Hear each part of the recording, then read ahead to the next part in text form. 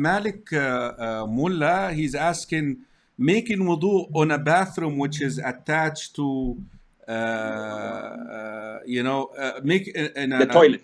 to the toilet and saying Bismillah. What is the ruling on that? First of all, a common misconception, a lot of the people think that Bismillah is part of wudu. If I don't say it, my wudu is invalid, which is not true.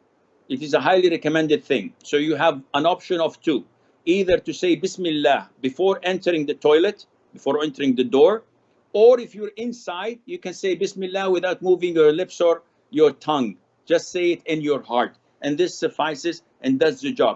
Whether the toilet seat is there or not has no impact on your wudu.